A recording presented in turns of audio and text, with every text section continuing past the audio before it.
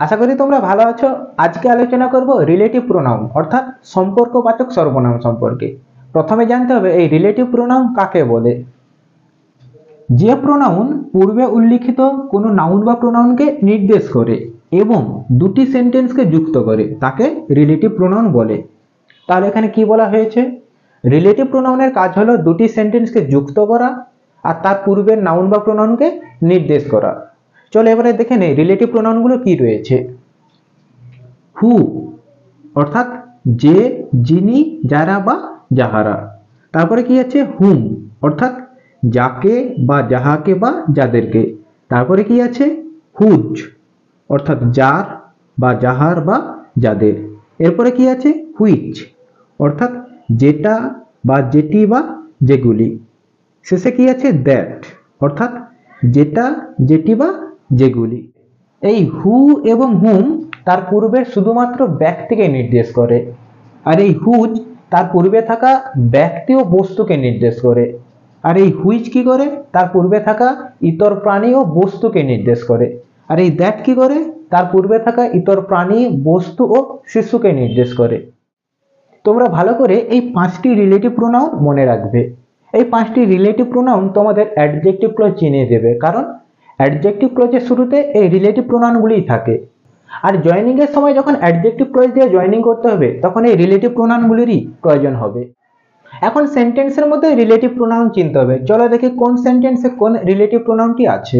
প্রথম সেন্টেন্সটি কি রয়েছে, I know the man who is a doctor অর্থাৎ আমি জানি লোকটিকে যিনি হন একজন ডাক্তার। এখানে হু মানে কি, যিনি। এই যিনি মানে কাকে বোঝাচ্ছে, হু এর সামনে থাকা ম্যানকে। সেই জন্য হু কি হবে, রিলেটিভ প্রোনাউন। এখন জানতে হবে কখন রিলেটিভ প্রোনাউন দুটি সেন্টেন্সকে যুক্ত করে।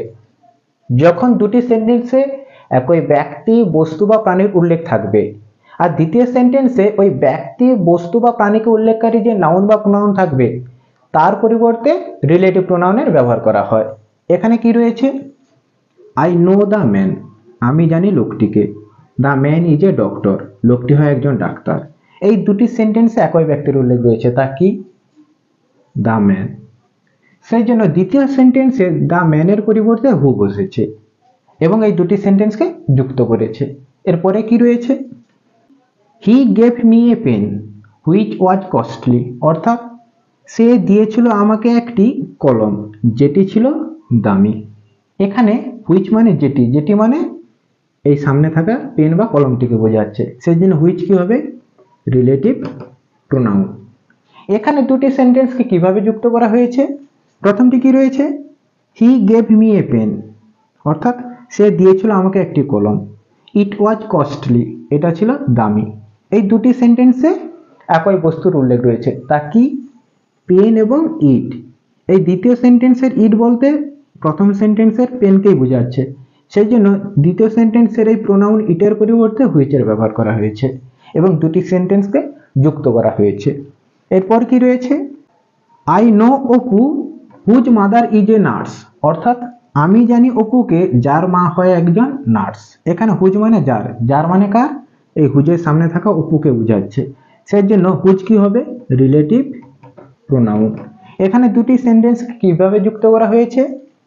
প্রথমটি কি রয়েছে, আই নো অপু আমি জানি অপুকে, his mother is a nurse তার মা হয় একজন নার্স। এই দ্বিতীয় সেন্টেন্সের হিজ এবং প্রথম সেন্টেন্সের অপু একই ব্যক্তি। সেই জন্য এই দ্বিতীয় সেন্টেন্সের হিজের পরিবর্তে হুজের ব্যবহার করা হয়েছে। তোমরা নিশ্চয়ই রিলেটিভ প্রোনাউনের ব্যাপারে একটা বিষয় নিশ্চিত হয়েছো, তা কি, রিলেটিভ প্রোনাউন সর্বদা তার পূর্বের নাউন বা প্রোনাউনকে অবশ্যই নির্দেশ করবে।